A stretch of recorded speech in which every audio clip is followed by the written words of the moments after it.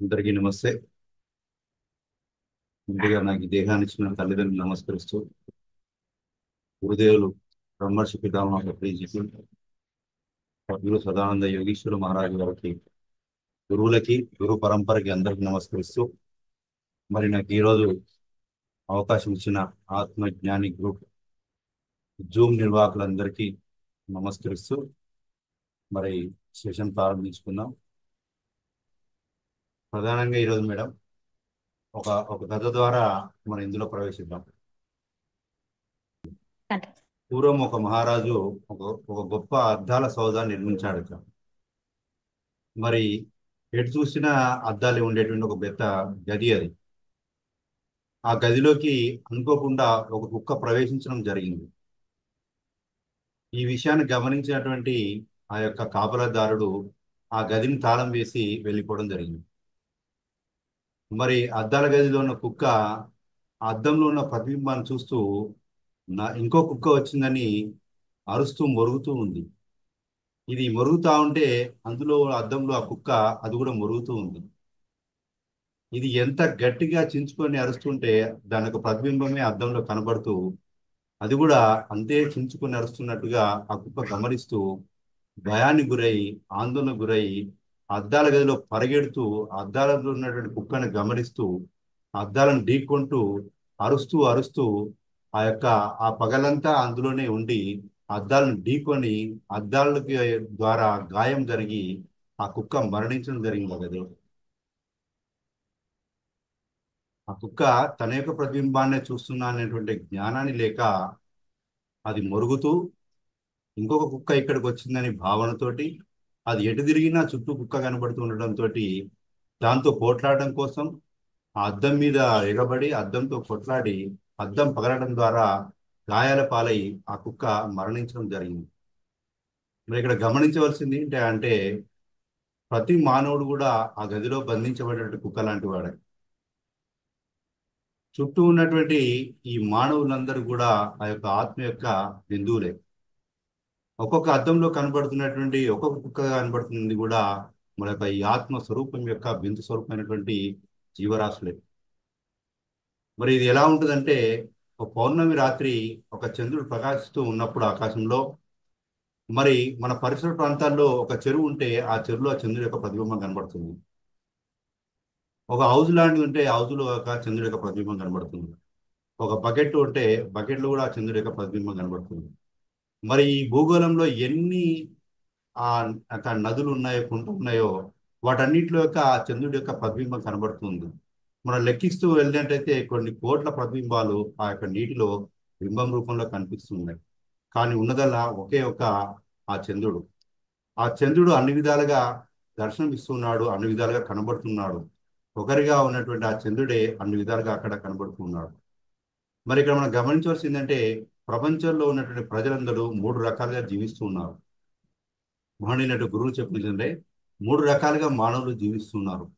ఆ మూడు ఎవరంటే ఒకరు ప్రదర్శకులు, రెండో వారు చూపరులు, మూడో వాడు గమనించేవాడు. మానవుడు యొక్క జీవితం ఈ మూడిటిగానే ప్రయాణం జరుగుతుంది భూగోళం మీద. ప్రదర్శకుడు అంటే తనను తాను ప్రదర్శించుకోవడం. ఒక రాజకీయ నాయకుడు, ఒక సినీ నటుడు ఎదుటివారు కొట్టేటువంటి చప్పట్ల కోసం ఆశిస్తూ వాళ్ళని మెప్పించడం కోసం వారి యొక్క జీవితాన్ని ఒక ముసుగు వేసుకొని జీవిస్తూ ఉంటారు. ప్రజలను మెప్పించడం కోసం తాను ఏదో పథకాలు చేశానో వారికి ఏదో సేవ చేశానో డబ్బు ఇచ్చానో ఒక రాజకీయ నాయకుడు, నేను గొప్పగా నటించాను ఒక యాక్టరు, ఆ విధంగా ఆ ప్రజలు కొట్టే చప్పట్ల ద్వారా తనతో గమనించుకుంటూ ఉంటాడు, తనను చూసుకుంటుంటాడు. మరి ఆ ప్రదర్శకుడుగా ఉండేవాడు ఒక మానవుడు. వీడి తర్వాత ఈ ప్రదర్శకుడికి చూసేవాళ్ళు కావాలి. రెండో వాళ్ళంటే చూపర్లు. ఈ సినిమా యాక్టర్ని చూస్తూ వీడు ఏదో సంతోషపడుతూ ఈ చప్పట్లు కొడతా ఉంటాడు. ఆ ప్రదర్శకుడి కంటే కొంచెం ఉన్నత స్థితిలో ఉన్నటువంటి వాడు ఈ యొక్క చూపరుడు. చూపరు లేనిది ప్రదర్శకుడు లేడు. ప్రదర్శకుడు ఎప్పుడు చూపరుడు కావాలి. ఒక క్రికెట్ మ్యాచ్ జరుగుతున్నట్టయితే క్రికెట్ మ్యాచ్లో ఆడే వాళ్ళు ఉన్నప్పటికీ అక్కడ ఆడియన్స్ లేకపోతే ఆటకు జీవమే ఉండదు అక్కడ. ఆ చూపర్లందరూ ఏం చేస్తారంటే సహజంగా మనం గమనించినట్టయితే ఒక సినిమాకి వెళ్ళినప్పుడు సినిమాలో ఎన్నో క్యారెక్టర్స్ అక్కడ ప్రదర్శించబడుతూ ఉంటాయి. ఒక నీడ లాంటి క్యారెక్టర్ ప్రదర్శిస్తుంటే అందులో వీడు తనను మర్చిపోయి ఆ క్యారెక్టర్లో జీవిస్తూ ఉంటాడు. దాని ద్వారా ఆ కొద్ది సమయం తన యొక్క కష్టాన్ని బాధల్ని మర్చిపోతూ ఆ యొక్క సినిమాను ఒక చూపరుడు ఆనందపడుతూ ఉంటాడు, ఒక చూపరుడుగా ఉంటాడు. మరి ఈ చూపరుడు కావాల్సింది ఏంటంటే ఎదుటి వాళ్ళ యొక్క ప్రదర్శన చూడడం వరకే వాడు రెండో వాడు చూపరుడుగా ఉంటాడు. ప్రదర్శకుడికి చూపరుడు కావాలి, చూపరుడికి ప్రదర్శకుడు కావాలి. ప్రదర్శకుడి కంటే కొద్దిగా ఉన్నత స్థితిలో ఉన్నటువంటి చూపరుడు. మరి మనం ప్రదర్శకులుగా ఉన్నామా, చూపర్లుగా ఉన్నామా అనేది మనం ప్రతి క్షణం గమనించుకోవాల్సిన విషయం. మనం చేస్తున్న ప్రతి పనిలో నేను ఒక ప్రదర్శకుడిగా ఉన్నానా, నేను ఒక చూపరుడుగా ఉన్నానా. మరి మూడో వాడు ఎవరంటే గమనించేవాడు. తాను చూస్తున్న వస్తువుగా కాక, తాను చూస్తున్న ప్రపంచంగా కాక, ఆ చూస్తున్న వస్తువుకు వెనక చూడబడుతున్నది ఏదో తనను తాను గమనించుకునేవాడే గమనించేవాడు. ఇప్పుడు నేను ఈ సిస్టంలో మిమ్మల్ని చూస్తూ ఉన్నాను. ఆ చూస్తున్న యొక్క కన్నుకి నేను కాకుండా ఈ చూస్తున్న కన్నుకు ఆధారమైనటువంటి ఆ యొక్క ఆత్మగా, ఒక ద్రష్టగా, ఒక సాక్షిగా ఉండేవాడు, గమనించేవాడు. మరి ప్రజలందరూ గమనించేవారుగా ఉండే ప్రయత్నం చేయకుండా ప్రదర్శకులుగా, చూపరులుగా ఉంటూ సోమరులుగా జీవిస్తున్నారంటారు అష్టవకులు. మరి ఆ చూపరులుగా కాకుండా, ప్రదర్శకులు కాకుండా మనం ఒక గమనించేవాడుగా ఉండాలి. అది ఒక ఆత్మజ్ఞాని యొక్క జీవితం, ఆత్మజ్ఞాని యొక్క ప్రయాణం. మన గ్రూప్ ఆత్మజ్ఞానం గ్రూప్ ఇది.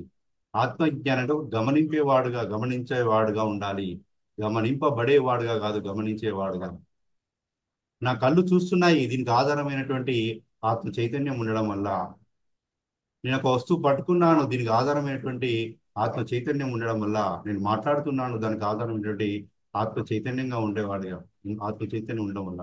నేను కేవలం మాట్లాడేవాడిని కాదు, కేవలం చూసేవాడిని కాదు, కేవలం గమనిస్తున్న వాడిని, కేవలం చూస్తున్నటువంటి అనుభవించే వాడిని మాత్రమే కాదు. ఈ యొక్క అనుభవించేవాడు, ఈ యొక్క జ్ఞానాన్ని అందిస్తున్నవాడు, ఈ చూడబడే దానికి, స్పర్శకి, అన్నిటికీ మూలమైన చైతన్యం ఈ దేహంలో ఉంది కాబట్టి ఈ యొక్క దేహం పనిచేస్తుంది, మాట్లాడుతుంది, తిరుగుతుంది. మరి వన్స్ ఈ మూలమైనటువంటి చైతన్యం ఎప్పుడైతే జరిగిపోద్దో ఈ కళ్ళు తెరిచి ఉన్నా ఏమి చూడలేవు, ఈ చేతులు కనబడుతూ ఉన్నా దేన్ని ముట్టుకొని స్పర్శ జ్ఞానాన్ని పొందలేవు. మరి వీటన్నిటికీ మూలమైనది ఏంటంటే ఆత్మ పదార్థము. ఆ ఆత్మగా మనం ఉండాలి, ఒక ద్రష్టగా మనం ఉండాలి, ఒక గమనింపబడే వాడుగా మనం ఉండాలి. మన గమనింపబడే వాడుగా మనం ఉండాలంటే ధ్యాన సాధన చేసి తీరాలి, యోగాభ్యాసం చేసి చేయాలి, ధ్యాన యోగాభ్యాసము. మరి ధ్యాన యోగ అభ్యాసం చేయనంత వరకు ఈ విషయాలు మనకు తెలియదు. మనం ఏదో సమాజంలో ప్రయాణిస్తూ ఉంటాం అంతవరకే, మనల్ని మనం తెలుసుకోలేము. మనం సమాజంలో వస్తువుల మాదిరిగా జీవిస్తుంటాం, ఒక ప్రదర్శకుడిగా, ఒక చూపరుడుగా, ఒక గమనింపబడేవాడుగా కాదు మనం. ఎప్పుడైతే మనకు జ్ఞానం లేదో ఒక గమనింపబడేవాడుగా మనం జీవించలేము. మరి ఒక గమనింపబడేవాడుగా మనం జీవించాలంటే ధ్యాన యోగ సాధన చేసి తీరవలే. మరి ఈ ధ్యాన యోగ సాధన ఎప్పుడు సిద్ధిస్తుంది అంటే, ఎప్పుడు సిద్ధిస్తుంది? కర్మయోగ చేయడం ద్వారా. మొదట కర్మయోగం చేయడం ద్వారా చిత్తశుద్ధి జరుగుతుంది. ఆ తర్వాత కర్మయోగం ద్వారా మొదట మనసు శుద్ధి జరుగుతుంది. ఎప్పుడైతే చిత్తశుద్ధి జరుగుద్దో ఆ తర్వాత సమాధి యోగం జరుగుతుంది. చిత్తశుద్ధి జరిగినంత వరకు ధ్యాన యోగం జరగదు, సమాధి స్థితి పొందలేము. చిత్తశుద్ధి జరగాలంటే ఖచ్చితంగా కర్మయోగ సాధన చేసి తెరవాలి. కర్మయోగం అంటే ఏంది? యజ్ఞము, లోక కళ్యాణకారమైనటువంటి యజ్ఞం చేయాలి. భగవద్గీతలో కృష్ణ పరమాత్మ చెప్పడం జరిగింది, యజ్ఞము అంటే లోక కళ్యాణకారకమైన పనిని యజ్ఞం అంటారు. యజ్ఞం ద్వారానే సృష్టి జరుగుతుంది. ఆ యొక్క పరమాత్మ, ఆ బ్రహ్మదేవుడు యజ్ఞం ద్వారానే ఈ యొక్క ఆత్మను సృష్టించడం జరిగింది. మనం కూడా ఆ యొక్క ఆత్మలుగా, ఒక పరమాత్మగా, ఒక పూర్ణాత్మగా మారాలంటే మనం కూడా యజ్ఞం చేయాలి. మన చిత్తశుద్ధిని పొందాలి. చిత్తశుద్ధి పొందనంత వరకు ధ్యాన యోగ సాధన సిద్ధించదు. సాధన సిద్ధించాలంటే చిత్తశుద్ధి జరగాలి. చిత్తశుద్ధి జరగడం కోసమే మనం ఏం చేయాలి? కర్మయోగం చేయాలి. ఆ కర్మయోగం ఎలాంటిదంటే లోక కళ్యాణకారకమైన పనులు చేయాలి. కేవలం మనం వండుకున్న కుండ మన తినడం కాదు, సాధ్యమైనంత వరకు కొందరు పెట్టాలి. చేతనైనటువంటి ధర్మాన్ని చేయాలి. మన ప్రేమిడి ధ్యాన జ్ఞానోత్సవాలు అన్ని ఇప్పుడు దానమే ధర్మము, ధర్మమే పుణ్యం అని చెప్పడం జరిగింది. మరి ఆ ధర్మం ఏంటి అంటే జీవుడిని, జీవాత్మని పరమాత్మగా ప్రమోషన్ పొందడానికి జరిగేటువంటి యోగ సాధన నేర్పడమే ఆ యొక్క జీవ హింస నిర్మూలించడం అన్నట్టు. అహింస అంటే ఏంటంటే, ఎక్కడైతే జీవుడు కట్టేయబడి బంధించబడి తిరుగుతూ ఉన్నాడో ఇదే భూలోకంలో, సారెపు అజ్ఞాని అని అంటాడు అన్నమాచార్య వాడు. ఆ కుమ్మరి సారే అక్కడే తిరుగుతూ ఉంటది, అక్కడే తిరుగుతుంటది, అది ఎక్కడ ఎక్కడికి కదలదు. ముందుకు అక్కడ స్థానభ్రంశం జరగదు. అది స్థానభ్రంశం అంటే ఒక చోటు నుంచి ఇంకో చోటికి కదలడం. ఆ కుమ్మరి సారే తిరుగుతుంది, తిరుగుతుంది, అఫ్కోర్స్ చూడడానికి తిరుగుతున్నట్టుగా ఉంది, కానీ అక్కడే ఉంది. ఎన్నో కోట్ల జన్మల ప్రయాణంలో ఆ జీవుడు ఆ సారల వరే తిరుగుతూ ఉంటాడు. సారపు అజ్ఞాని నేను, జ్ఞానివి నువ్వు అంటాడు అన్నమాచార్య వారు. మరి ఆ జ్ఞానాన్ని మనం పొందాలి. ఎలా పొందాలి? ధ్యాన యోగ సాధన చేయాలి ద్వారా. ధ్యాన యోగ సాధనతో పాటు కర్మయోగం చేయాలి. ఆ కర్మ ఏంటంటే ధర్మాన్ని పంచడం, ధర్మాన్ని విస్తారంగా పంచడం. ఒక కట్టబడి ఉన్నటువంటి కుక్క ఏ విధంగా కట్టె చుట్టే తిరుగుతూ ఉంటుందో, ఆ యొక్క బంధాన్ని మనం విడిపించుకోవాలంటే, ఆ యొక్క కట్టబడినటువంటి కట్టెనికి ఆ తాడు తెంపుకోవాలంటే కర్మయోగ సాధన ద్వారా చిత్తశుద్ధిని పొందాలి. ఎప్పుడైతే చిత్తశుద్ధి పొందుతామో అప్పుడు సమాధి యోగం సిద్ధిస్తుంది.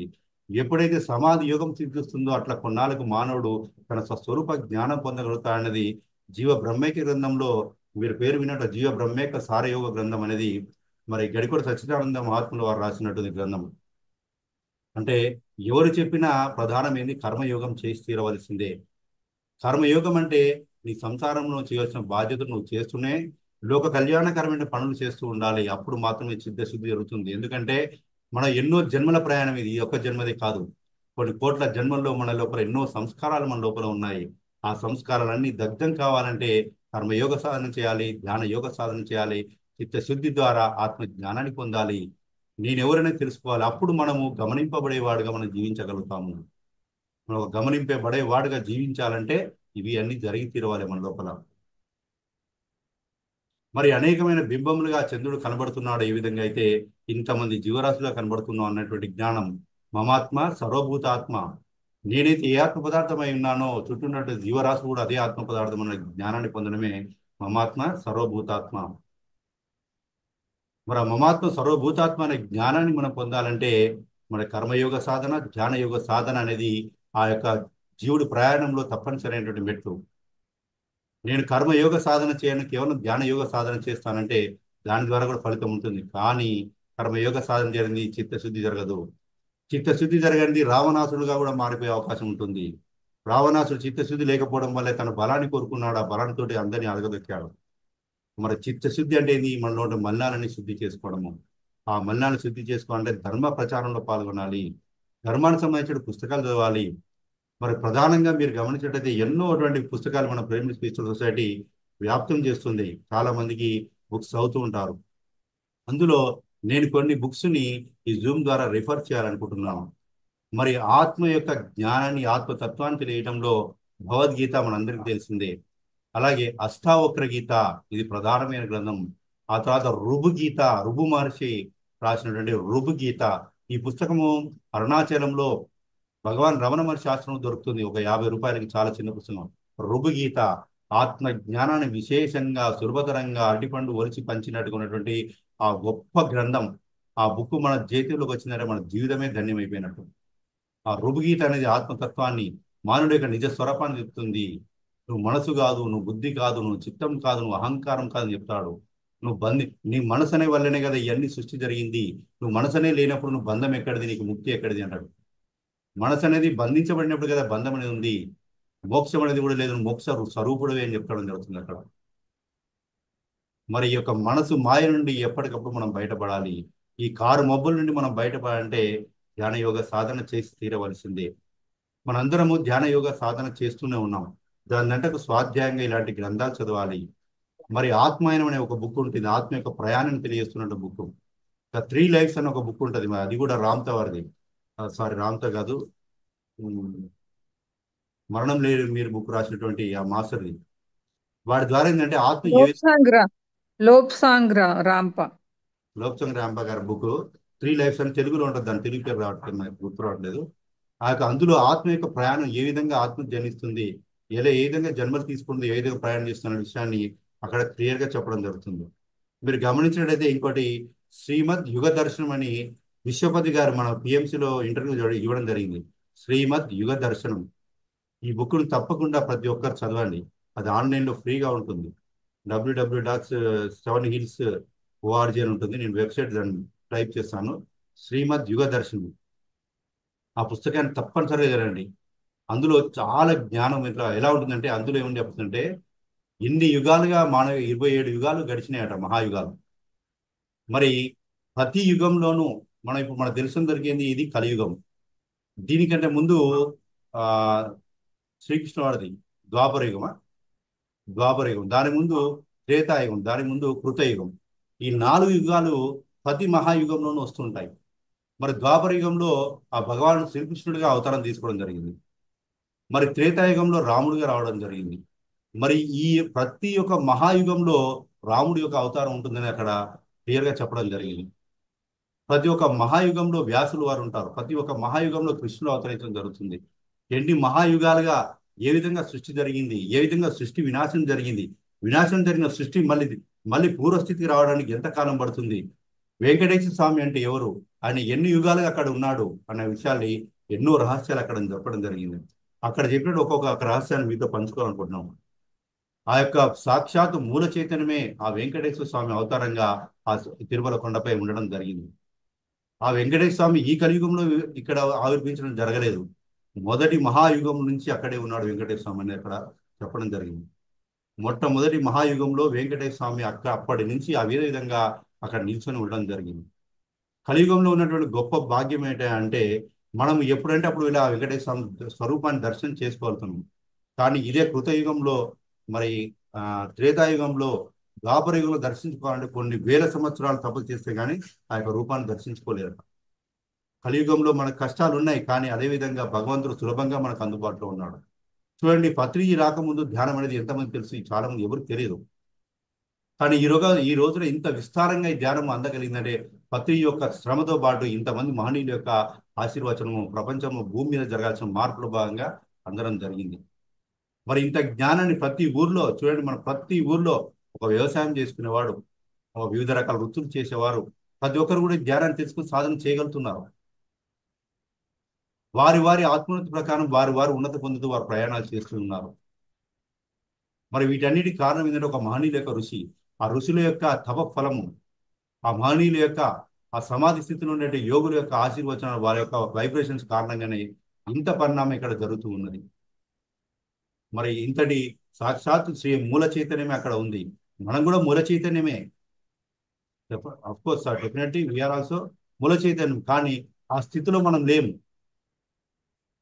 ఆ స్థితిని మనం పొందడం కోసం గురుస్థానాలు దర్శిస్తూ ఉండాలి, ఆ గురు యొక్క సమాధులను దర్శిస్తూ ఉండాలి, గొప్ప గొప్ప పురాతనమైనటువంటి ఆలయాలు దర్శిస్తూ ఉండాలి. అక్కడ ఎంతో మంది మహనీయుల యొక్క మాస్టర్స్ సాధన యొక్క ఫలితాలు, వాళ్ళ తపశక్తి అక్కడ ఉంటుంది. అక్కడ వెళ్ళి సాధన చేస్తూ ఉండడం వల్ల కొన్ని వందల ఏళ్ళు చేసినటువంటి వచ్చేటువంటి మార్పు అనతి కాలంలో మనం అక్కడ పొందగలుగుతాము. మహనీయునటువంటి సమాధులు గురువుల యొక్క సమాధులు దర్శిస్తూ ఉండడం, పురాతనమైన ఆలయాలు దర్శిస్తూ ఉండడం, మరి వీటి ద్వారా మనం త్వరగా మన యొక్క ఫ్రీక్వెన్సీని చేంజ్ చేసుకోగలుగుతాం. అందులో సాధకుడు తప్పకుండా వీటన్నింటిని దగ్గర తిరుగుతూ ఉండాలి. ఎందుకంటే సాధకుడు ఎంత సాధన చేస్తున్నా, మన గదిలో సాధన చేయడం వేరు, ఒక ధ్యాన కేంద్రంలో సాధన చేయడం వేరు, ఒక గొప్ప క్షేత్రంలో సాధన చేయడం వేరు. కొన్ని కోట్ల మంది హాస్టల్ మాస్టర్స్ ఉంటారు కొన్ని కొన్ని చోట్ల. ఒక్కొక్క మునీశ్వరుడు ఎంతో గొప్ప తపస్సు చేసి తన తపశక్తి అంతా ధారపోస్తాడు అక్కడ. అక్కడ వెళ్ళగానే మనకు ఆ వైబ్రేషన్ ఉంటుంది. మన కర్తలు వెళ్ళగానే ఒక వైబ్రేషన్ ఉంటుంది. మన పట్టణాల్లో ఉన్నటువంటి మన ధ్యాన కేంద్రం వెళ్ళగానే ఒక వైబ్రేషన్ ఉంటుంది. మన ఇంట్లో ఒక వైబ్రేషన్ ఉంటుంది. మరి ఎప్పుడు కూడా మనము మన ఇంట్లో సాధన చేస్తూ ఉన్నప్పటికీ కూడా మన గ్రామంలో, మన పట్టణంలో ఉన్నటువంటి ధ్యాన కేంద్రానికి వెళ్ళి అక్కడ కూడా కనీసం ఒక అరగంట అయినా ధ్యాన సాధన చేయాలి. గొప్ప గొప్ప మహనీయుల యొక్క ఋషుల స్థానాలకు వెళ్ళాలి, అక్కడ సాధన చేస్తూ ఉండాలి. అప్పుడు మనలో చైతన్యంలో మార్పు త్వరగా జరుగుతుంది. ఒక వేగమైన గాలికి మరి దుమ్మంతా కొట్టుకుపోతుంది. మరి ఆ గాలి యొక్క తీవ్రతను బట్టి ఆ పరిసరాలు శుద్ధి జరుగుతుంది, మురికిగా కూడా అవుతాయి. ఉన్న మురికి పోవాలంటే కూడా అది వేగవంతమైన గాలి. మనం సాధన చేస్తూ ఉన్నప్పటికీ మన గదిలో ఇటువంటి స్థలాలు తిరుగుతూ, మరి ఆ గొప్ప ఋషుల యొక్క స్థానాలు తిరుగుతూ, ఒక పత్రి యొక్క జీవ సమాధి దగ్గర, మహనీయుల యొక్క సమాధి దగ్గర, మరి యొక్క గొప్ప గొప్ప క్షేత్రాలు తిరుగుతూ సాధన చేస్తున్నట్టయితే ఆ మహనీయుల యొక్క తపశక్తి, వాళ్ళు దారబోసి తపశక్తి మనం తీసుకోవడం ద్వారా మన ట్రాన్స్ఫర్మేషన్, ఇంకా ఎన్నో జన్మలు తీసుకునేటువంటి యొక్క ట్రాన్స్ఫర్మేషన్ తగ్గుతూ తగ్గుతూ త్వరగా మన స్వస్వరూపానుసంధానం పొందగలిగినటువంటి జ్ఞానాన్ని మనం పొందగలుగుతాము. మరి దీనికి ఈ విధంగా పొందాలంటే మాత్రం కర్మయోగ సాధనం అనేది తప్పనిసరి చేయాలి. దీని గురించి భగవద్గీతలో కృష్ణ పరమాత్మ చెప్పినటువంటి ఒక 2-3 శ్లోకాలు నేను చూసే చెప్తాను. మనందరం మననం చేసుకున్నట్టు ఉంటుంది. మిత్రులారా ఒకసారి గమనించండి. భగవద్గీత 3వ అధ్యాయం 9వ శ్లోకంలో కృష్ణ పరమాత్మ ఇక్కడ చెప్పడం జరిగింది. యజ్ఞార్థాత్ కర్మణః అన్యత్ర లోకః అయం కర్మబంధనః తదర్థం కర్మ కౌంతేయ ముక్త సంగః సమాచర అన్నది 3వ అధ్యాయం 9వ శ్లోకంలో. ఇక్కడ ఏం చెప్పారంటే పత్రిసారేశ్వరుడు భగవద్గీత చాలా అద్భుతంగా ఉంటుంది. 2 రకాల కర్మలు ఉన్నాయని చెప్పాడు భగవంతుడు. ఒకటి మన కోసం చేసుకునే కర్మలు, 2 లోక కళ్యాణార్థం చేసే కర్మలు. మన కోసం అంటే మన సంసార బంధనం కోసం, మన అవసరాల కోసం చేసుకున్నట్టు మన కర్మలు. లోక కళ్యాణార్థం కోసం చేసే కర్మలు యజ్ఞం అంటాము. ఆ యజ్ఞ కర్మలు మనం ఆచరించాలి. యజ్ఞం కోసం చేసే కర్మలు తప్ప ఇతరాలైన కర్మలలో ఆసక్తి గల ఈ లోకం కర్మలచే బంధింపబడి ఉంది. మన వస్తువుల విషయం పట్ల, ఆస్తుల పట్ల, బంగారం పట్ల, ఇంటిళ్ళ పట్ల, వాహనాల పట్ల ఈ వ్యామోహంలోనే ఈ కర్మలు చేస్తూ అందులో బంధించబడి ఉంటున్నామని చెప్పడం జరుగుతుంది ఇక్కడ భగవానుడు. యజ్ఞం కోసం చేసే కర్మలు తప్ప, అంటే లోక కళ్యాణం కోసం చేసే కర్మలు తప్ప ఇతరాలైన కర్మలలో, అంటే మన ఆస్తు సమకూర్చుకోవడం కానీ ఇంకా ఏదైనా కావచ్చు, డిఫరెంట్ మనసు యొక్క మాయ ఆసక్తి గల ఈ లోకం కర్మలచే బంధింపబడి ఉంది. ఆ కర్మలు చేస్తూ కర్మలతో బంధింపబడి ఉంటున్నాము. అది పుణ్యకర్మ కావచ్చు, పాపకర్మ కావచ్చు. పుణ్యకర్మ బంగారు సంఖ్యలైతే పాపకర్మ ఇనుప సంఖ్యల. కనుక ఓ కుంతిపుత్రుడా, నువ్వు ఆసక్తి లేని వాడవై ఆ కర్మ ఫలం పట్ల ఆసక్తి లేకుండా యజ్ఞం కోసం చక్కగా నీ కర్తవ్య కర్మను ఆచరించు, లోక కళ్యాణకారమైనటువంటి కర్మను ఆచరించమని భగవంతుడు ఇక్కడ చెప్పడం జరిగింది. ఇంకొక 2 శ్లోకాలు చెప్పుకుందాం. భగవద్గీత 3వ అధ్యాయం 10వ శ్లోకం. సహ యజ్ఞ ప్రజా సృష్ట్వా పురా ఉవాచ ప్రజాపతి అనేన ప్రసవిష్యత్ ప్రసవిష్యద్వం ఏషః వః అస్తు ఇష్టకామదుక్. ఏమని చెప్పండి ఇక్కడ? కల్పారంభంలో బ్రహ్మ సకల ప్రజలను యజ్ఞ సహితంగా సృష్టించి వాళ్ళతో మీరు యజ్ఞం ద్వారా పురోభివృద్ధిని పొందండి, ఇది మీరు కోరిన కోరికల్ని నెరవేరుస్తుందని చెప్పాడు. అంటే ఎప్పుడైతే యజ్ఞపూరితమైన కర్మలు చేస్తుంటామో, లోక కళ్యాణకరమైన కర్మలు చేస్తుంటామో, నీ యొక్క భౌతిక జీవితంలో ఉన్నటువంటి కూడా నువ్వు అడగకపోయినా ఈ యొక్క అవసరాలు తీరుతూ ఉంటాయి. మరి పత్రిజీ ఆ రోజున బస్సు ఎక్కడానికి బస్ కిరాయికి పైసలు లేవు, టీ తాగడానికి టీకి డబ్బులు లేవు. అయినప్పటికీ మరి ఎన్నో చోట్ల తిరగడం జరిగింది. ఆ చోట్లు తిరుగుతూ ప్రయాణం చేస్తూ కష్టాలు ఆకలి కోర్చుకొని అవమానాలు భరించి మరి అన్ని తిరిగాడు. మరి తిరిగిన తర్వాత ఏమైంది? తర్వాత దశలో అతడు పత్రిజీ ప్రయాణించడానికి బస్సు రావడం జరిగింది, కారు రావడం జరిగింది. అతడు కావాల్సిన అన్ని సౌకర్యాలు చూసుకోవడానికి ప్రకృతి ఎంతో మందిని ఏర్పాటు చేసింది. ఎలా జరిగింది? తన కోసం ఇవి రావాలని పత్రిజీ తిరగలేదు. ఆ ధర్మ ప్రచారం కోసం పత్రిజీ తిరిగినప్పటికీ పత్రిజీ యొక్క కార్యాన్ని ప్రకృతిదే చూసుకున్నది. లోక కళ్యాణార్థమై కర్మలు చేస్తూ ఉన్నప్పుడు, లోక కళ్యాణార్థమై ఆసక్తి రహితంగా, ఫలాపేక్ష రహితంగా కర్మలను ఆచరించినప్పుడు ఆ వ్యక్తి యొక్క భౌతికమైన కర్మలను ప్రకృతి చూసుకుంటుంది. మరి అందుకే లోక కళ్యాణార్థమైన కర్మల యొక్క గొప్పతనాన్ని ఇక్కడ చెప్పడం జరిగింది. ఇంకొక శ్లోకం. దేవాన్ భావయతః అనేన తే దేవాః భావయంతు వః పరస్పరం భావయంతః శ్రేయః పరం అవాప్స్యదా. దేవాన్ భావయతః అనేన తే దేవాః భావయంతు వః పరస్పరం భావయంతః శ్రేయః పరం అవాప్స్యదా. ఇది భగవద్గీత 3వ అధ్యాయం 11వ శ్లోకం. ఇది చాలా ముఖ్యమైన శ్లోకం. ఇది కొంచెం వివరంగా చూసుకుందాం. మీరందరూ ఈ యజ్ఞం ద్వారా, అంటే లోక కళ్యాణమైన కర్మల ద్వారా దేవతలను ఉన్నతులుగా చేస్తే, ఏదైతే లోక కళ్యాణమైన కర్మలు చేస్తూ ఉన్నామో దాని ద్వారా దేవతలు కూడా ఉన్నతులు అవుతారట. కేవలం మనమే కాదు, లోక కళ్యాణమైన కర్మల ద్వారా దేవతలు కూడా ఉన్నతి పొందుతున్నారు. ఆ దేవతలు మిమ్మల్ని మరింత ఉన్నతులుగా తీర్చిదిద్దుతున్నారు. లోక కళ్యాణమైన కార్యాలు చేస్తూ ఉన్నప్పుడు ఆ కార్యాల సహకారంలో ఎంతో మంది హాస్టల్ మాస్టర్స్ మనం సహకరిస్తున్నారు. ఆ సహకరించడం ద్వారా హాస్టల్ మాస్టర్ ఇంకా ఉన్నత స్థితిని పొందుతూ ఉన్నాడు. ఆ కార్యంలో పాల్గొనడం ద్వారా మనము స్వస్థితి నుంచి ఇంకా ఉన్న స్థితిని మనం పొందుతామని ఇక్కడ భగవద్గీతలో పరమాత్మ చెప్పడం జరిగింది. మీరందరూ ఈ యజ్ఞం ద్వారా దేవతను ఉన్నతులుగా చేస్తే, దేవతను ఉన్నతులుగా చేయడానికి కూడా ఈ లోక కళ్యాణార్థమైన ధర్మం తోడ్పడుతుందనే విషయాన్ని ఇక్కడ గమనించండి. ఆ దేవతలు మిమ్మల్ని మరింత ఉన్నతులుగా తీర్చిదిద్దుతారు. ఈ ప్రకారంగా ఒకరికొకరు పరస్పరం మేలు చేసుకోవడం వల్ల ఉత్కృష్టమైన శ్రేయస్సును పొందుతారు. ఉభయ కుశలోపరి. ఒక యజ్ఞం అనేది, ఆ యజ్ఞంలో పాల్గొనే భౌతికమైన జీవులకే కాకుండా అక్కడ వచ్చిన హాస్టల్ మాస్టర్స్ యొక్క ఉన్నతి కూడా తోడ్పడుతున్న విషయాన్ని ఇక్కడ భగవానుడు చెప్పడం జరిగింది. ఏమంటున్నా అంటే రెండు లోకాలు ఉన్నాయి. ఒకటి దేవతల లోకం, రెండు మానవుల లోకం. దేవతల లోకం దివ్య చక్షుకే కనబడుతుంది. ఒక జ్ఞాన నేత్రమైనటువంటి ఆ మూడో నేత్రానికి కనబడుతుంది దేవతల లోకం. అయితే దివ్యలోక వాసులు మానవుల కర్మను సదా గమనిస్తూనే ఉంటారు. ఈ శ్రీనివాస్ పొద్దులేసిన నుంచి ఏం చేస్తుండ అనే విషయాన్ని ఆ హాస్టల్ మాస్టర్స్, ఆ గురువులు గమనిస్తూనే ఉంటారు. మన ప్రత్యేక ఏం చెప్పరు. మనం ఏం చేస్తున్నాం, వీడు భౌతికమైన కర్మల్లో చిక్కుపోయి వీడు ఇక్కడే కొట్టుకుపోతున్నాడా, మాయలోనే కొట్టుకుపోతున్నాడా, లేదా వీడు దాన్ని అధిగమించే ప్రయత్నం చేస్తున్నాడు అనే విషయాన్ని గమనిస్తూ ఉంటారు. అయితే దివ్యలోక వాసులు మానవుల కర్మను సదా గమనిస్తూనే ఉంటారు. కేవలం నేను ధ్యానం చేస్తున్న నన్నొక్కరిని కాదు, ధ్యానం తెలియని ప్రతి ఒక్కరిని కూడా ఆ దివ్యలోక వాసులు గమనిస్తూనే ఉన్నారు. ప్రతి ఒక్కరిని. మానవుల యజ్ఞ కార్యక్రమాలు దేవతలను అమితంగా సంతోషపరుస్తూ ఉంటాయి. ఏదైతే ఈ ధర్మ కార్యక్రమాలు చేస్తూ ఉంటామో ఆ ధర్మ కార్యక్రమాల దేవతల్ని అమితంగా సంతోషపరుస్తూ ఉంటాయట. ఇదే యజ్ఞ కర్మ, ఇదే కర్మయోగం. ఈ కర్మయోగం ద్వారా మనము చిత్తశుద్ధి కలుగుతుంది. అమితంగా సంతోషపరుస్తూ ఉంటాయట ఆ కర్మలు. మానవుల స్వార్థ పూరిత కర్మలు దేవతలను దుఃఖ పెడుతూ ఉంటాయి. నేను డబ్బు సంపాదించుకోవడం కోసం నలుగురు ముంచడం అనే కర్మ దేవతలను దుఃఖానికి కలిగిస్తుంది. హాస్టల్ మాస్టర్ దుఃఖానికి కలిగిస్తుంది. మన గురువును దుఃఖానికి కలిగిస్తుంది. సంతోషం ఎప్పుడు ఆత్మను ఉన్నతపరుస్తుంది, మరి దుఃఖం ఆత్మను ఎప్పుడు కృషింపజేస్తుంది. మరి ఎప్పుడు సంతోషము మన ఆత్మను తోడ్పడితే దుఃఖం అనేది ఆత్మను కృషింపజేస్తుంది. ఎప్పుడైతే దేవతలు మన యజ్ఞ కార్యక్రమాల ద్వారా సంతోషంగా ఉంటారో, ఈ లోక కళ్యాణమైన కార్యక్రమాలు చేస్తూ ఉంటే ఆ దేవతలు ఎప్పుడైతే సంతోషంగా ఉంటారో అప్పుడు వారు మరింతగా మానవ లోకాల సాయం చేస్తారు. అందుకే యజ్ఞ కార్యక్రమాలు చేస్తూ ఉండాలి. ఈ ధర్మ యజ్ఞాలు చేస్తూ ఉండాలి. ఈ ధర్మ యజ్ఞాల ద్వారానే ఈ భూలోకం సంరక్షించబడుతుంది. ఈ భూలోకంలో ధర్మం రక్షించబడుతుంది. ఈ అహింస అనే ధర్మం రక్షించబడుతుంది. ఈ ప్రేమ అనేది కాపాడబడుతుంది. అందరికి ఒకరినొకరు సాయం చేసుకోగలుగుతారు.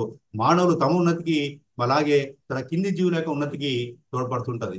ఒక దగ్గర రాస్తుంది, human is a big brother to the animal and bird kingdom అని రాస్తుంది. Human is the big brother to the animal and bird kingdom. మానవుడు అనేవాడు ఈ జంతు సామ్రాజ్యాన్ని, పక్షి సామ్రాజ్యానికి అన్న లాంటి వాడు. అన్న ఏం చేయాలి? తన తమ్ముళ్ళ యొక్క ఉన్నతికి తోడ్పడుతూ ఉంటాడు అన్న. మరి అలాగే జంతు సామ్రాజ్యం ఉన్నటువంటి జంతువులు, ఆ పక్షులు మానవ జన్మకు రావు. ఆ జంతు సామ్రాజ్యం ఉన్నటువంటి జంతువులు మరి మానవ జన్మలోకి రావాలంటే ఆ యొక్క ఒక మానవుడు అయినటువంటి జంతువు నుంచి మానవుడుగా అయిన మానవుడు ఆ జంతు సామ్రాజ్యాన్ని సాయం చేయాలి. ఆత్మోన్నతికి ఈ యొక్క మానవుడి యొక్క సహాయం ఉండాలి. ఈ మానవుడి యొక్క సహాయం ఉండాలంటే తాను పొందిన జ్ఞానాన్ని నలుగురు పంచాలి. జీవ హింస మానమని చెప్పాలి. అహింస ధర్మంలో జీవించమని చెప్పాలి. శాకాహారులుగా మారమని చెప్పాలి. ధర్మ వ్యాప్తి చేయాలి, జ్ఞాన వ్యాప్తి చేయాలి. ఎప్పుడైతే ఈ ధర్మ జ్ఞాన వ్యాప్తి చేస్తూ ఉంటామో ఆ దేవతలు సంతోషపడతారు. ఆ దేవతల సంతోషం ద్వారా వారు ఉన్నతి పొందుతూ మన యొక్క ఉన్నతి సహకరిస్తూ ఉంటారు.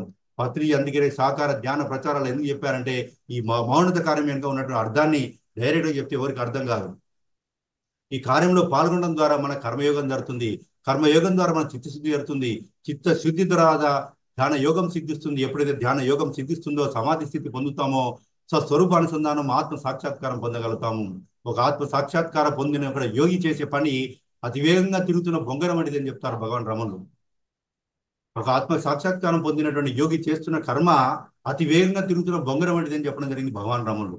మనం గమనించినట్టయితే అతి వేగంగా తిరుగుతున్న బొంగరం మన కంటి చూస్తే కదులుతున్నట్టు ఉండదు, అది నిశ్చలంగా ఉన్నట్టే ఉంటుంది. కానీ అది అంత వేగంగా తిరుగుతూ ఉంటుంది. ఒక ఆత్మ సాక్షాత్కారం పొందిన యోగి యొక్క ప్రకంపనలు భూమండలాన్ని ఉద్ధరించడానికి, భూమండలం సమస్త జీవజాలని ఉద్ధరణ కోసం తోడ్పడుతుంది. అది అక్కడి నుంచి కదలకపోయిన ఆ ప్రకంపనలు తీసుకొని కదిలేవాళ్ళు కదులుతూ ఉంటారు. ఆ ప్రకంపన భూగోళం మొత్తం విస్తరిస్తూ ఉంటాయి. మరి అంతటి జ్ఞానాన్ని మరి ఆ యొక్క ఆ యోగులు అందించడం వల్లే మళ్ళాంటి వాళ్ళు అందుకొని ఈరోజు మనం కూడా ఆ కార్యక్రమంలో పాల్గొనగలుగుతున్నాము. ఆ యజ్ఞ కార్యక్రమాలు పాల్గొనాలి, ఆ యజ్ఞ కర్మలు చేయాలి. స్వస్వరూపానుసంధానం మనం పొందాలంటే ఇవన్నీ తప్పనిసరి అవసరము. మన స్వస్వరూపానుసంధాన్ని పొందడానికి కర్మయోగము, జ్ఞాన యోగము చేసి తీరవలసింది. అప్పుడే సమాధి యోగం సిద్ధిస్తుంది. అంటే స్వస్వరూపానుసంధానం మనం పొందగలుగుతాము. మరి ఇంత గొప్ప జ్ఞానాన్ని పొందాలంటే మరి ఇవన్నిటిని ఆచరించాలి. నేను ఇక్కడ ఎందుకు చెప్పడం జరిగిందంటే కొంతమంది చాలా భ్రమల్లో ఉన్నారు. ఎందుకు ఉన్నారే అంటే సరైన జ్ఞానాన్ని పొందడానికి ఎప్పుడు ట్రాక్లో ఉండాలి మనం. మూల సూత్రాలు పత్రి చెప్పిన నాలుగు: ధ్యానము, స్వ అధ్యయనము, సాంగత్యము, సేవ. ఈ నాలుగు లేనట్లయితే ఇది ఆత్మ ఈ యొక్క ఆత్మ ప్రయాణం అనేది కత్తి మీద సాము లాంటిది. ఈ ధ్యాన యోగ సాధనది రెండు వైపుల పదున్నటువంటి కత్తి మీద సాము లాంటిది. ఏ క్షణమైనా అది మన కాళ్ళను కోసివేస్తుంది, అక్కడి నుంచి పడిపోతాం మనం. మరి అక్కడ నిలబడాలంటే ఈ ధ్యాన యోగ సాధనతో పాటు స్వ అధ్యయనము. స్వ అంటే ఆత్మ, ఆత్మ యొక్క అధ్యయనం చేయాలి.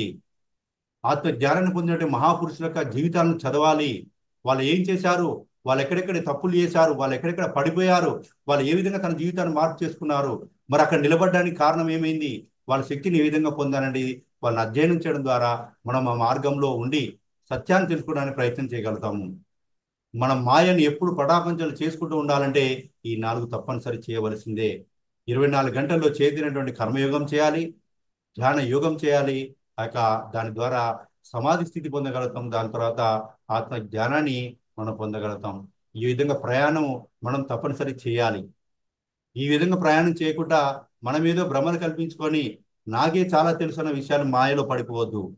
ఎప్పటికీ మన మైండ్ చెప్పేది కాకుండా ఒక మహనీయుడు చెప్పింది, ఒక రాముడు చెప్పింది, ఒక కృష్ణుడు చెప్పింది, ఒక పత్రి చెప్పింది, ఒక ఆత్మ జ్ఞానం చెప్పినటువంటి మాటనే ఆధారం చేసుకొని మనం జీవించాలి తప్పితే మనం ఏదో కొద్దిగా ధ్యాన సాధన చేసి నాకు ఈ ఆలోచన వచ్చింది, ఆలోచన వచ్చిందని పరిమితమైన మేధస్సుతో నిర్ణయాలు చేయవద్దు. మన ఇంట్లో ఒక వివాహం ఉంది, డబ్బు లేదు సమయానికి, ఏం చేస్తాం మనం? ఒక 4 లక్షలు ఒక అప్పు తెచ్చుకొని కార్యక్రమం నిర్వహించుకుంటాం. మన దగ్గర జ్ఞానం ఉందని ఎక్కువ మురవద్దు. మన దగ్గర జ్ఞానం చాలా తక్కువ. పత్రి చెప్పాడు, మనకు తెలిసిందే చాలా సూక్ష్మం అని. తెలుసుకోవాల్సింది ఎంతో ఉందని చెప్పడం నేను పత్రి.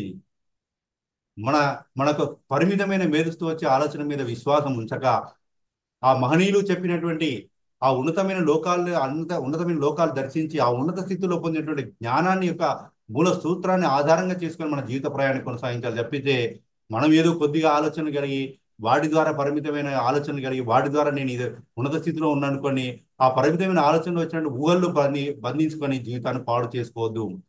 ఇదే కుమ్మరిసార లాంటి జీవితంలో పడి కొట్టుకుపోవద్దు. మరొక మహనీయుడి యొక్క ఆదర్శమైన సూత్రాలని ఎప్పుడు మన జీవితంలో నిలుపుకోవాలి. శ్రవణ మరణ నిధిధ్యాస. ఆ యొక్క మహనీయుడి యొక్క సత్యాలని, ఆ ఉపనిషత్తును, ఆ భగవద్గీతను, ఒక అష్టావక్ర గీతను, ఒక రుభుగీతని, వారు చెప్పినట్టు సత్యాలని మననం చేయాలి. ఎప్పుడు గుర్తు చేసుకోవాలి? ఆ మరణం చేస్తామో అప్పుడు వాటి నుంచి మనం తప్పిపోకుండా ఆ కత్తి మీద నడక నల్లేరు మీద నడకలాగా సాగిపోతుంది. లేడి పక్షంలో మనం కల్పించుకున్న మాయలను మనం పడి కొట్టుకుపోతాము. మన పరిమిత మేధస్సులు వచ్చే ఆలోచన నిజమని నమ్మి ఆ మాయలు చెప్పినటువంటి వాక్యాలు కూడా పక్క పెట్ట వేస్తాము. అంత మాయ మన చుట్టూ ఆవరించబడి ఉంటుంది. అది మన పతనానికి కారణమవుతుంది. మరి ఆ పతనంలో మనం పడిపోకుండా ఉండాలంటే ధ్యానము, స్వాధ్యాయము, సాంగత్యము, సేవ అనేది కర్మయోగం, ఇవన్నీ చేస్తూ ఉండాలి. స్వామి శివానంద చెప్తారు, సేవ ద్వారా నీ ఒత్తి పెరుగుతుంది అంటాడు. మనం ఒక దీపం వెలిగించాం మన ఇంట్లో, ఒకప్పుడు కందిలి ఉండేది, అందులో ఒత్తి పెట్టేసి వెలిగిస్తాం. మరి ఆ తాడు ఎంత ఉందో అంత జ్యోతి వస్తుంది. అది పెద్ద పెద్ద ఒత్తి పెడితే పెద్ద వెలుతురు వస్తుంది, ఎక్కువ వెలుతురు వస్తుంది. సేవ ద్వారా నీ ఒత్తి విస్తీర్ణం పెరుగుతుందని చెప్తాడు శివానంద పరమహంస.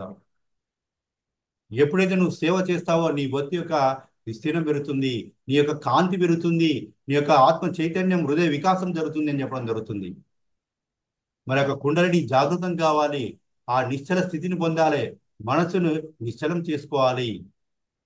ఎప్పుడైతే మనస్సు నిశ్చలం జరుగుతుందో అప్పుడే క్రమక్రమంగా మన కుండలిని జాగృతం జరుగుతుంది, మన చక్రాలన్నీ శుద్ధి అవుతాయి, ఆ జ్ఞానాన్ని స్వస్వరూప అనుసంధానం మనం పొందగలుగుతాము. ఎవరైతే ధ్యాన యోగ సాధన చేస్తా ఉన్నారో ప్రతి ఒక్కరు రోజు రోజు ఉన్నతి పొందుతూ ఉన్నాం. నేటి మనకు మనలో ఉన్న మార్పులు మనకు తెలిసినప్పటికీ ఒక మహనీయుడు చెప్పిన వాక్యాన్ని పట్టుకోవాలి తప్పిస్తే నాకేదో తెలిసిందని ఆ వాక్యాన్ని పట్టుకోవద్దు. ఒకవేళ మనకు తెలిసిన వాక్యం ఆ మహనీయుడు చెప్పినటువంటి వాక్యానికి అనుసంధానమై ఉంటే తప్పిస్తే పరిమిత మేధస్తో నిర్ణయాలు చేసుకొని మన జీవితాన్ని పాడు చేసుకోవద్దు. ఒక కృష్ణుడు చెప్పింది, ఒక రాముడు చెప్పింది, ఒక పత్రి చెప్పింది, ఒక సద్గురు చెప్పింది, మరి ఒక అష్టవక్ర మహర్షి చెప్పింది, ఒక మిలారప చెప్పినది, ఆ సత్యాల మీదనే మనం నిర్మితంగా ఉండాలి. ఆ సత్యాన్ని మనం మెట్లుగా చేసుకోవాలి, వాటి మీదే మనం ప్రయాణం చేయాలి. పరిమితమైన ఆలోచన కొట్టుకుపోకుండా ఆ ధర్మయోగంలో మనం ప్రయాణం చేస్తూ, ఆ ధ్యాన యోగంలో ప్రయాణం చేస్తూ మరి స్వరూప అనుసంధానం పొందాలి. మరి ఈ జన్మలో జరుగుతుందంటే చెప్పలేం. మన యొక్క ఆతుత, మన యొక్క ఆకలి ఎంత ఉంటే అంత ఉంటుంది. పతిసారి ఒక మాట చెప్పడం జరిగింది, తొందర ఎందుకు నీకు, తొందర అవసరం లేదని చెప్పిండు. నువ్వు ప్రయాణం చేస్తూ ఉండు, నీకు తొందర అవసరం లేదు. ఆధ్యాత్మ ప్రయాణంలో తొందర పనికిరాదన్న మాట కూడా చెప్పడం జరిగింది సార్. కానీ ధ్యాన యోగ సాధన మనం చేస్తూ, కర్మయోగ సాధన చేస్తూ ఉంటే మన యొక్క సాధన యొక్క తీవ్రత ఎంత ఉంటే అంత త్వరగా మనల్ని మనం శుద్ధి చేసుకోగలుగుతాము. మరి దీనికి పరిమితమైన ఆహారం, మరి సగం సరిపోయే ఆహారం తీసుకుంటూ, మరి కడుపు నిండా తినకుండా శుద్ధ శాకాహారం తింటూ మసాలాలు ఇవన్నిటిని మానేస్తూ, మరి ఆ విధంగా శుద్ధ శాకాహారం తీసుకుంటూ మన ధ్యాన యొక్క సాధన వీలైనప్పుడు చేస్తూ, మరి ప్రధానమైంది ఉదయాన్న బ్రహ్మముహూర్తంలో సాధన చాలా ప్రయోజనకరంగా ఉంటుంది. బ్రహ్మముహూర్తం సాధన ప్రతిరోజు చేస్తున్నట్లయితే ఇంకా చాలా బాగుంటుంది, త్వరగా మన యొక్క పరిణామం జరుగుతూ ఉంటుంది. మరి ఓకే మాస్టర్స్, మరి నేను చెప్పాలనుకున్నది ఇదే. ఇవి మనందరికి తెలిసిన విషయాలే. మరి ఈ యొక్క పరిమితమైన మేధస్సుతో మనకొచ్చే ఆలోచన మనం కొట్టుకుపోవద్దు, నా ప్రధాన ఉద్దేశం. రెండవది, ఆ మహనీయుడు చెప్పిన సత్యాన్ని ఇప్పుడు ఆధారం చేసుకుంటూ వాటితోటే సామ్యంగా ఉంటూ ప్రయాణం చేస్తూ ఉండడం. మరి అద్దాల గదిలో బంధించబడిన కుక్కలాగా మన జీవితం పాడు కాకుండా, అది కూడా అక్కడ కనబడుతుంది కూడా నా స్వరూపమే, నన్ను ఎవరైతే ప్రశ్నిస్తున్నాడో ఆ ప్రశ్న ద్వారా నాలో ఒక జ్ఞానాన్ని ఇవ్వడానికి ప్రశ్నిస్తున్నాడు అనేటువంటి ఒక అవగాహన మనం పెంపొందించుకున్నప్పుడు మరి మన ప్రయాణం సాఫీగా సాగుతూ ఉంటుంది. Thank you masters. మరి పత్రిజీకి అవకాశం ఇచ్చిన మీ అందరికీ thank you. Thank you madam.